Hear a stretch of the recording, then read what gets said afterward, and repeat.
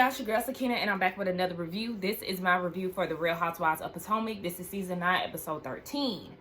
Happy New Year, y'all, okay? We are in 2025. This is my first video of the year.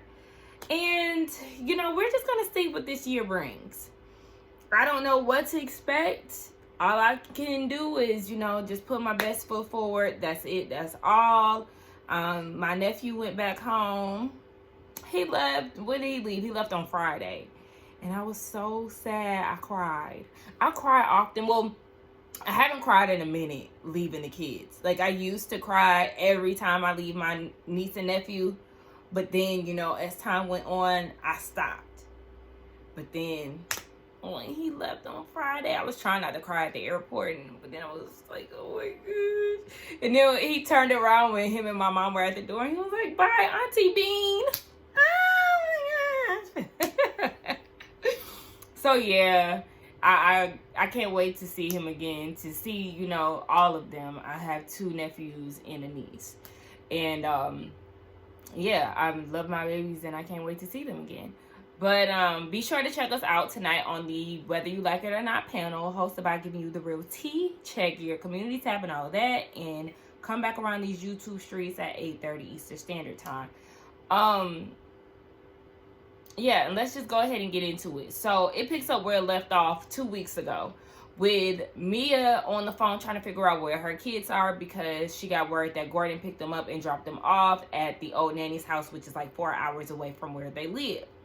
So she can't get in contact with anybody. She's telling her mom not to panic. She herself is trying not to panic.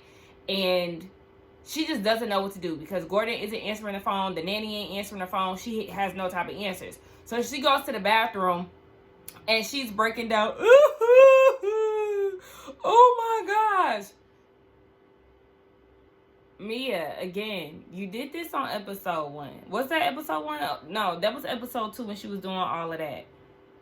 You doing all of that and your face is dry. I seen a little glimmer of something right here, but all of that don't be necessary. It's okay to feel the emotion, but all the theatrics just take it away. Like, it just throws everything off, and it seems very performative. So, but it's Mia, and we already know that. So she says in her confessional with the roses giving her a choke, that this is Gordon's way of controlling her, and he lost the business, he lost his marriage, and so, you know, the only thing that he can control is his kids. And Jacqueline, you know, back that up in the scene too.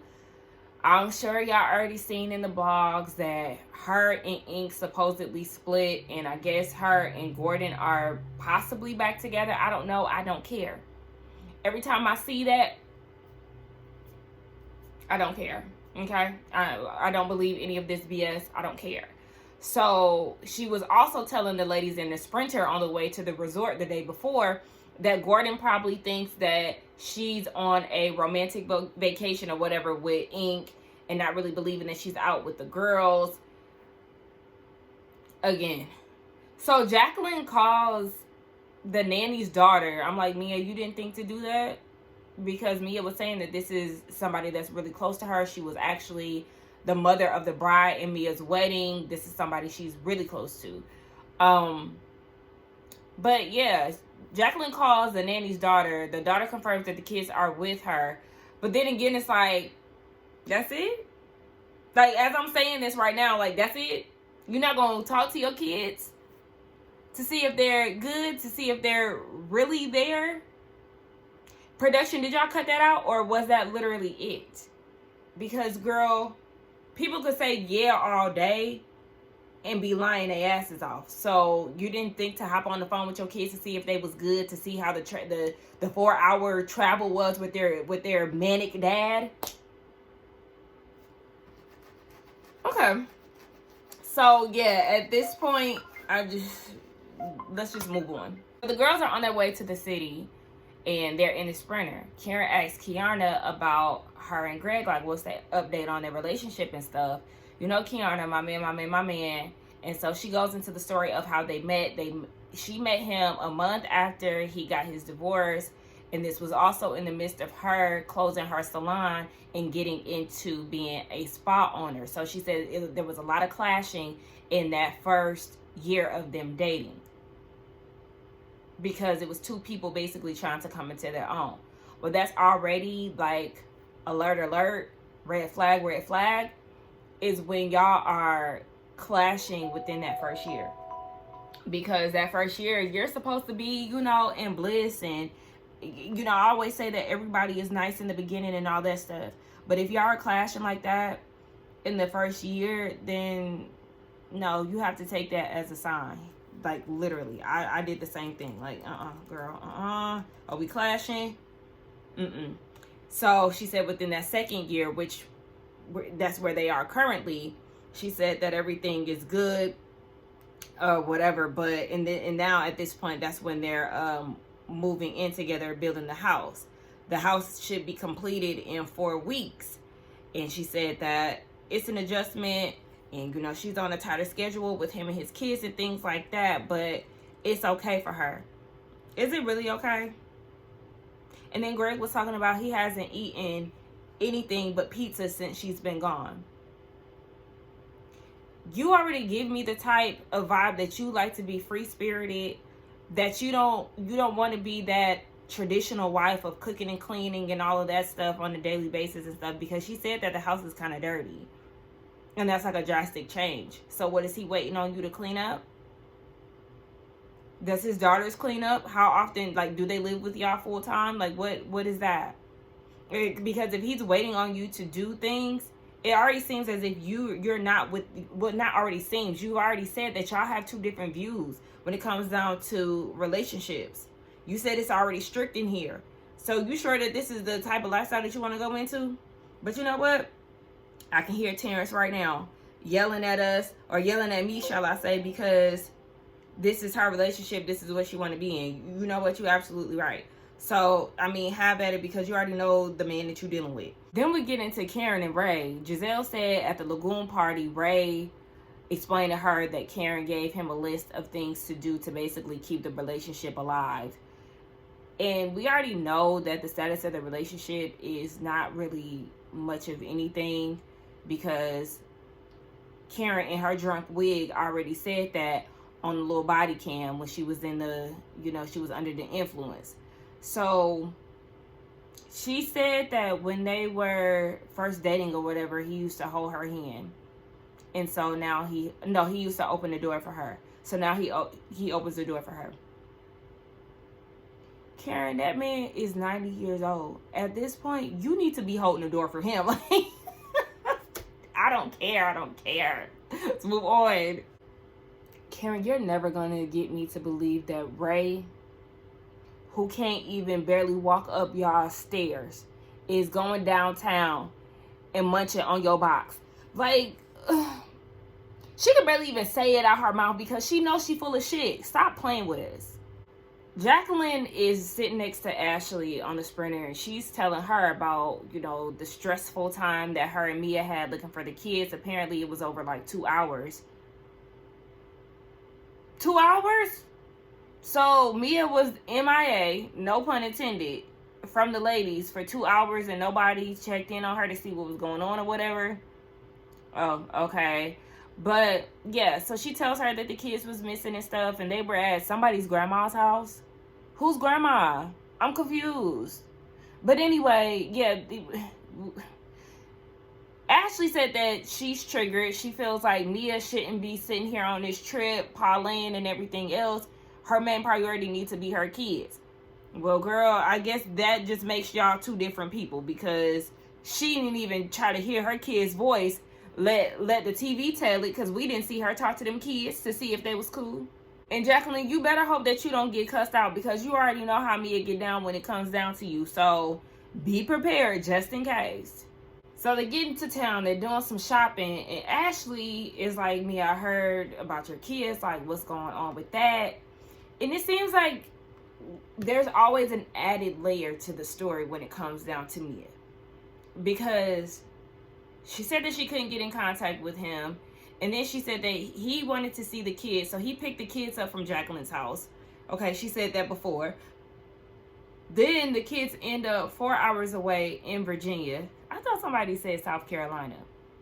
Maybe I heard that in another review. But nonetheless, the fact still remains, or the statement is, the story is still that it was 4 hours away. And now she's saying that after he dropped the kids off, he went to Martha's Vineyard. Okay.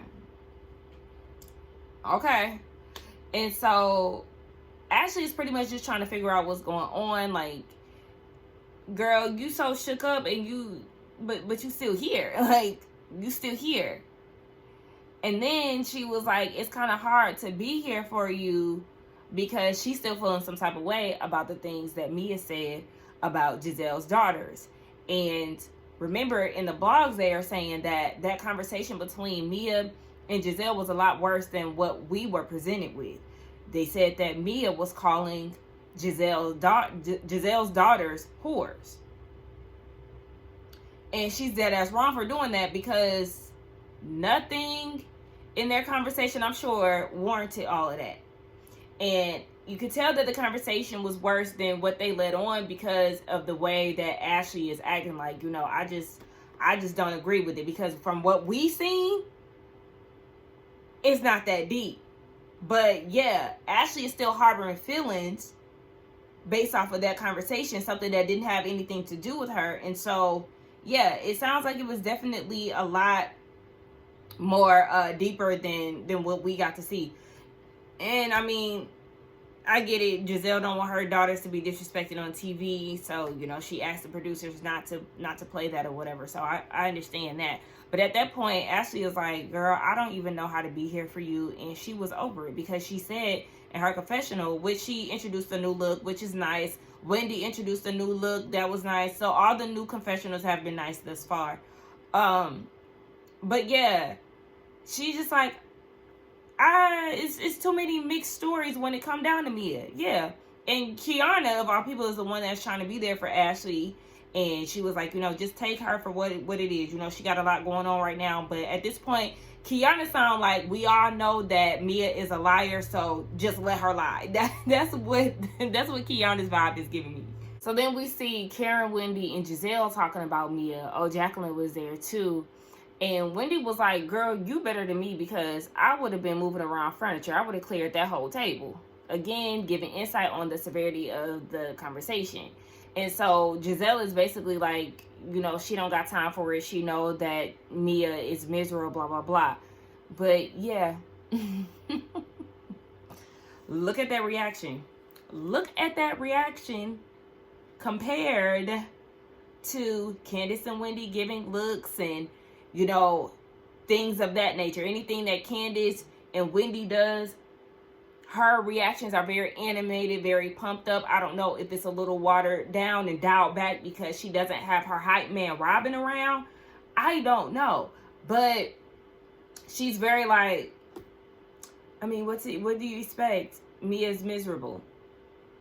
Compared to like, oh no, that she's wrong for that. Da-da-da-da. Like, you're not giving that same energy, and the situation is worse.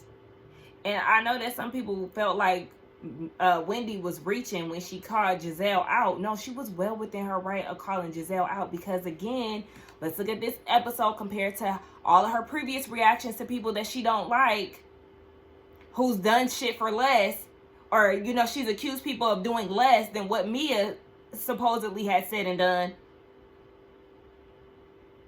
Oh, okay. And the ones who be saying that is actually crazy. It's actually crazy to me that y'all think that. Like, no. Wendy was definitely right. But shout out to Tammy Talks because I do understand what she was saying in her review.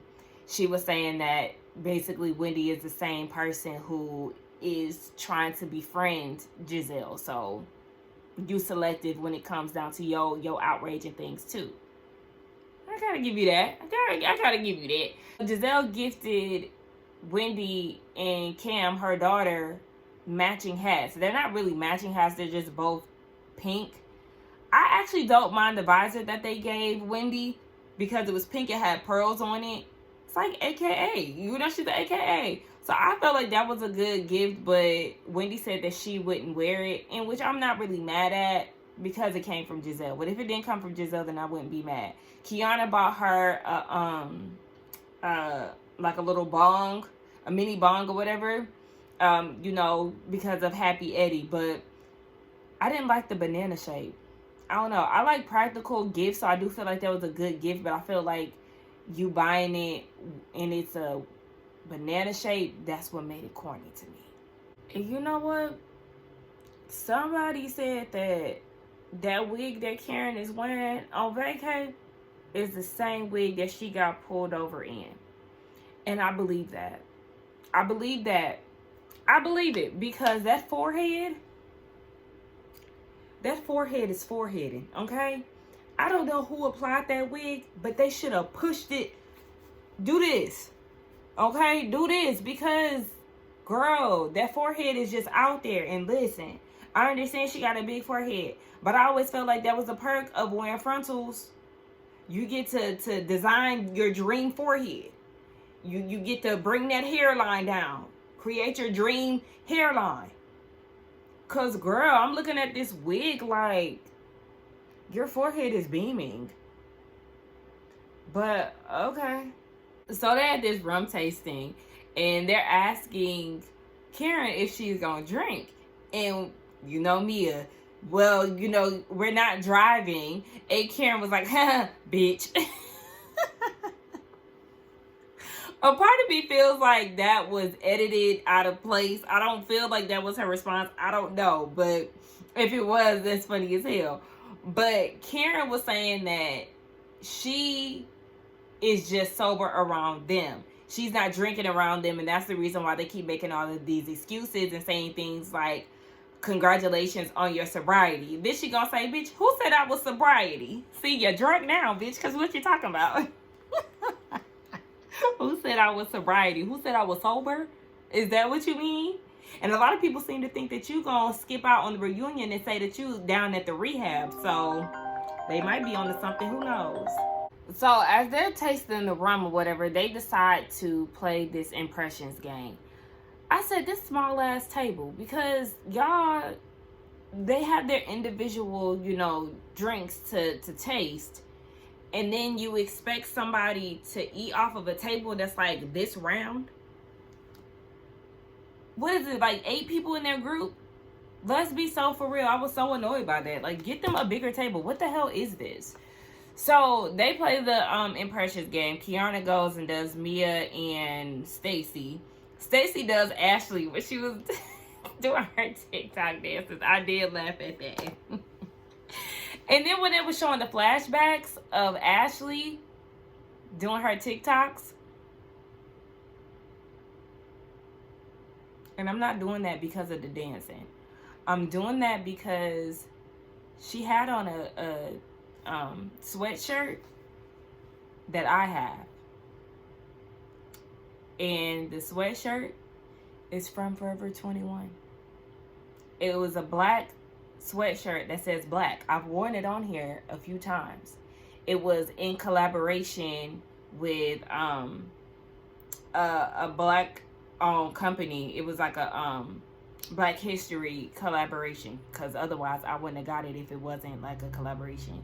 But anyway, I have the same hoodie. And again, like, why is it only in Potomac where you hear me saying, do we want to see our housewives in Fashion Nova? Y'all are getting things that we have access to. This is why people are calling y'all Potomac. Actually, I literally have that sweatshirt in my closet. Mia, you have on that that sundress that Mia has on, the yellow one. My mom has that dress. Literally, my mom has that in her closet. And I've pointed out multiple times where I've seen Mia and Jacqueline have on outfits that I either seen for myself on Fashion Nova's website or had in my damn cart. Like, y'all bitches a little too local for me. That's crazy. But anyway, they get into Kiana's impression, and it's basically like I said before, my man, everything that come out her mouth is based around Greg's ass. And she was like, yeah, that's my man, I love him, he's so fun. When they were first dating, he took her on a spontaneous trip to the Bahamas. Did y'all see Giselle? She went like this when she was talking about Greg. They showed it real quick, but you could see her doing that. And yeah, she probably ain't feeling him just like a lot of us, but Giselle did chime in and say, yeah, it is good to see, you know, if y'all fit well together by doing trips together and stuff like that earlier on. Giselle says in her confessional that she did a trip with a guy to Puerto Rico once, and he left her there because they both agreed that, yeah, this is not it. And so he skipped town and went back on home. So then that sparks, Jacqueline was like, or when they have sex and they basically they come quick within like 2 seconds. And they was like, dang, Jacqueline is like that? She was like, yeah, I got that WAP. Mia, no. You could just never not mention Mia when it comes down to anything sexual. You want people to know that y'all have been intimate so bad, it's ridiculous. Like, you know that you would get a reaction out of the ladies every time that you pull that stunt, and it's so, like, even Mia was like, like, you know, giggling and all of that, because at this point, Ashley is like, wait, there was some rumors about you and Ink back in the day, like, what's going on? And then Wendy was like, did Ink eat your box? And she was like, I don't know. And again, Mia is skinning and grinning. Y'all think that this is cute, and it's really not. It's not. Y'all think that y'all gonna get this hot moment because it's girl on girl action. It's not. It screams thirst. It's giving one-dimensional, one-trick pony. We've seen this. We've heard this before. How many seasons do we have to go through this? We don't care. We don't care. So now, according to Mia, they never had sex together, but there might have been some foreplay because all three of them took a shower together. And Jacqueline claims it's because it was 20 years ago and they were trying to find themselves. Well, y'all bitches is still lost, so what's next? And then Mia is like, sometimes I wish that Jacqueline would just be quiet. But you be eating it up in the moment, so. And Jacqueline is not going to shut up because she likes the attention. That's her attention grabber. You know, when you used to write essays in high school and stuff, you have to start off with a, you know, you got to pack a punch to keep the people interested. That's one thing that Jacqueline has in her back pocket that she thinks that people are going to give a damn about. And unfortunately, the cast, they give too much energy to it. So she feels like anytime she wants attention, she's going to do that. She also wants people to know that y'all has slept together all these times back in the day or whatever the case may be, because she has this weird territorial thing when it comes down to you. And it's not only just on a friend thing. It's like, literally, this is my... Because it's not... You know how you get territorial over your friends and you feel some type of way that they're bonding with other people or whatever? It's like... She does that, but then like in a sexual way. Like, she has to like claim her territory by mentioning that they've been sexually involved before. Like, she's literally peeing on her. Peeing on Mia. They probably done did that too. Fucking weirdos. And then she feels the need to, you know, well, when you explore yourself, you know, it's good to do that when you're young. And why not do that with somebody that's, you know, that's your friend, your comfort zone and all this. Nobody asked you to go into further detail. Now you feel like you have to explain yourself. You're the one who gave out this information. We don't care about all this damn deep explanations you want to give. So basically, that whole little rum tasting thing was like a little pregame to them going to dinner. So they went to dinner, but before they went to dinner, they were changing clothes at the location that they were at. And so they was like, oh, hell no, we're going to have to change in the bathroom. But I actually wasn't mad at it because when they came out, they left out of the restaurant looking totally different from how they came in. I said, okay. Look, and a part of me feels like it's because of the long trip from the resort. And so it's like, okay, y'all gonna have to bring a bag of clothes just in case we need to change because we're not going back into the resort until we done and like in the house for the day. That's what I feel like. But nonetheless, they look really good. So they get on the Sprinter. Mia gets on the phone with Ink and she's like, yeah, I might go to the airport, you know, leave from the airport and go hop on another flight to Atlanta. And she's saying this, of course, on speakerphone in front of all the ladies, like, yeah, I need to give you some Panama P or whatever. And Ashley in her confessional was like, I'm trying my hardest not to judge. Now, at first I was like, and you can't. Because we could say a lot about your relationship with you and your husband. And his harassing ass ways. But she was talking more so on the side of like, fuck chasing ink and go be home with your kids. The same thing that Stacey said. Ashley and Stacey are both saying this in their confessional. And then you got Mia in her confessional saying that her oldest son is in Atlanta. So that's probably why we don't see him. But she might be lying. Who knows? Her oldest son is in Atlanta. And that, you know, that's part of the reason why she would go there too. No, you're just trying to justify your actions. She's not in a rush to go and get them kids. She's fake concerned, okay? Because she's talking about if the kids were not in a good space, then she would go back home to her kids. So you just gonna dump your kids on somebody? Gordon dropped them kids off. I'm sure it was unexpected. Dropped them kids off. You on vacation, and instead of making it a priority to go home, you gonna go on another trip to Atlanta to go be with DJ Applebox? You're fake concerned. It gives Lisa Barlow when she kept saying, oh, I want to go home to Henry. I want to go home to Henry. Oh, wait. But a bitch can't be caught dead flying in coach. We gonna fly to LA so we can ride in first class and then we'll go home. Henry can wait. Y'all bitches are very weird. Like, so they get to dinner and what's her name? Stacey had asked Karen, or Kiana, excuse me, about what was going on in the blogs. You know, her court case got mentioned in the blogs. And so she said that they got it pushed back to January. We're in January now, so we're going to keep our eyes peeled for, you know, what's going on. She explained to the ladies again because Giselle was like, that's still going on. Kiana was like, yeah, that's still going on. And it will still be going on for you as well if the roles were reversed. So I don't even know why you asked that, Giselle. But anyway, she said that, yes, she explained this before. DC picked up the charges as soon as the police was called. So it's a criminal thing. And then it's a civil thing that because Kiana is suing her. So Giselle's like, but you know she don't got no money. Okay, and she gonna have to take that up with whoever she pray to. Cause, yeah, take that up with your folks, baby. Figure it out. But she want her money, and I'm not mad at that. So then they get back to Mia. Well, they were asking about everybody's shopping experience.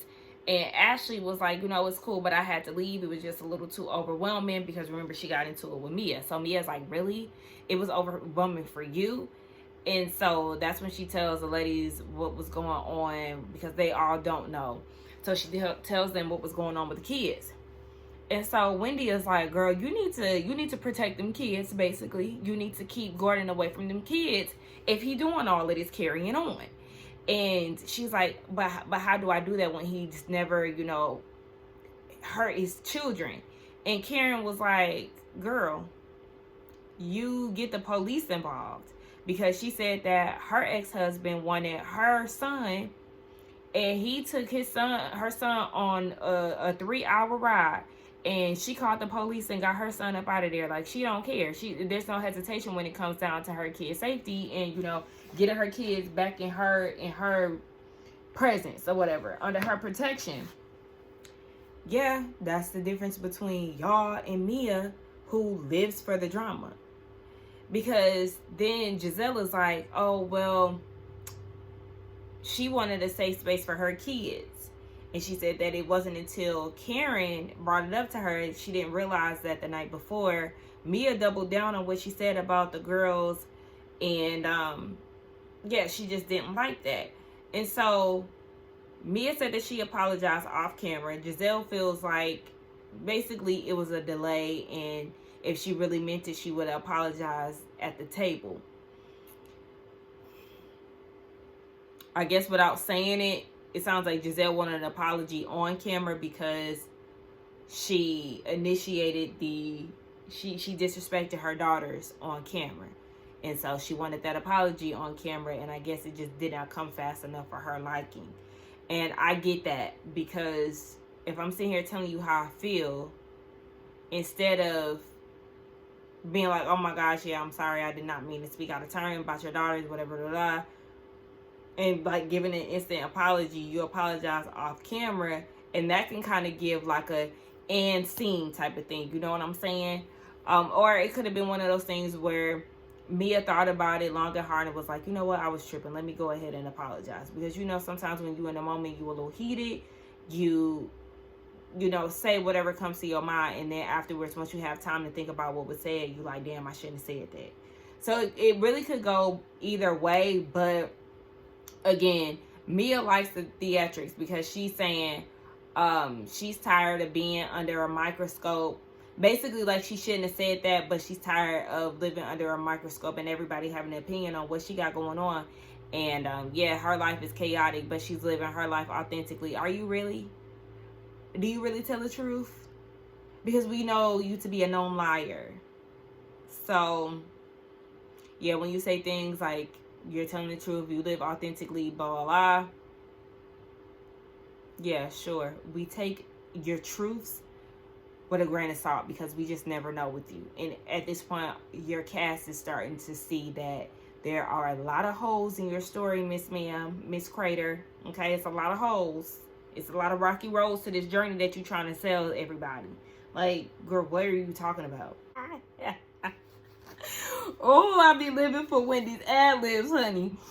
So, yes, Mia is saying that she's just under so much scrutiny, and she's never going to, you know, stop being her authentic self, and, you know, she's crying. Baby, she doing this.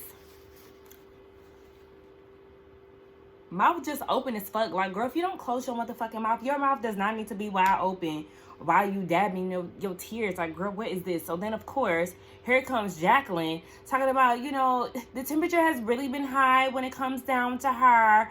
And I'm with Wendy. Wendy was looking like, excuse me? And just like Giselle said, that does not excuse, just because Mia has been going through a lot, that does not excuse bad behavior. And Wendy was like, woe is me. No, deadass, because I'm so tired of that. Like, anytime somebody gets on Mia's ass, then that's when she wants to be producing tears that don't even really drop for real, and just acting like, oh my gosh, it's just so much. Y'all are all piling up on me. Oh my God. Then she turns into the victim when her feet is getting held to the fire. No, continue to do that. The same way that Mia been on Karen's ass all season, y'all be on her ass for all these damn lies and the weird shit that she got going on. You think it's cute when you tell the stories, but then you don't like the women's feedback, and then that's when you want to feel like you're backed into a corner and you pull out the tears. No. What you're doing is bullshit. And you like the theatrics. You like the foolishness. You like the attention. You and Jacqueline are one and the same. Y'all get on this TV screen, pull antics, laugh and kiki and giggle about it, and then people have opinions about it, and then suddenly you don't want them to. No. Because they're only giving, they're responding based off of what you're giving them. So, take it. Stop all that crying shit and take it. Because this is what you wanted. You wanted the attention. So Jacqueline was saying that Mia has been the center of attention at every, you know, table conversation. Here go Wendy. Oh.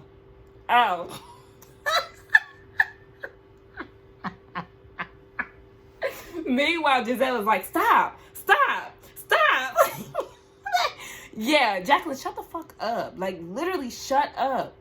I'm so happy that they own both of their asses. Like, shut up. You want to be her spokesperson so bad, and it's like nobody likes you. So at the end of the day, you're going to be dismissed. Nobody takes you serious. Shut the fuck up.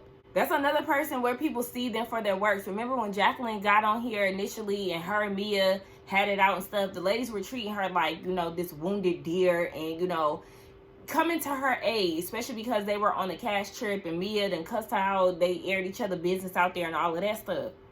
Now it's like they see you for who you are. They see your antics. They know that you don't really fit into this group, and your only saving grace is Mia. and because you want to go to war for her and, you know, be her little sidekick, they gonna chew you up too. Like, you get chewed up without the assistance of Mia, but girl, you're a non-factor when it comes to this. So it's like, you might want to zip them lips, boo. It's Wendy every time. So she said, and so again, Karen is in her confessional like, Jacqueline looked like a fool. They did 3 good flashbacks of Jacqueline again caping for Mia and sounding and looking stupid. And Mia was like, this is supposed to be a liberation event, and I don't even feel liberated. And all the girls was like, I feel free, I feel liberated, you feel liberated? I cracked up when I heard Karen in the background. Yes, it is. And then she feeling some type of way, and Mia was like, oh, y'all all miserable or whatever. So everybody like, girl, who is you talking to? Because I ain't miserable. Here come Wendy. This 613 girls. Them 613, and of course, out of everybody, Stacey talking about, what is 613? Girl, it's the blonde shade, like 1B. That's how, girl. How do you get your hair done? 1B. Like, look, and now my brain then, like, you know, went elsewhere. But like, girl, it's color shades. Do you not get your hair done? Child, you know she ain't never got her hair braided or nothing like that. Get with the times, keep up, Stacey. And please get with the times when it comes down to your fashion, because that confessional look is so ugly. Now she know. 613 is a shade of blonde, okay, boo? Keep up. But I'm with Stacey. Look, when you right, you right. She said the only person who should be a 613 is Karen, okay? Yes. She said, be a girl, brunette is your speed. Exactly. When Mia has dark hair, in which she has dark hair in her latest confessional look, the confessional look is alright. It really wasn't nothing to talk about for real. It's just very basic and safe. But yeah, it just brings out her features more. Like, I like darker skin. I like darker hair on lighter skin. It just brings out their features more, which is why I wish Beyonce would go darker more often. Like, girl, okay, but we're not here to talk about Beyonce. And she said, Ashley, girl, So at the end of it, Karen was like, look, you got some relationships that you need to repair, Mia, and at the end of the day, it's up to you to resolve that. So they ended it there. And then I guess next week it's gonna be some fake drama because Ashley kissed Jacqueline. Who cares? Why are we seeing that? Like, just so annoyed already. Anyway, let's get down in the comments and talk, y'all. Don't forget to like, comment, and subscribe to my channel. And I will see y'all in the next one. Again, be sure to check us out for the Whether You Like It or Not panel tonight. Bye.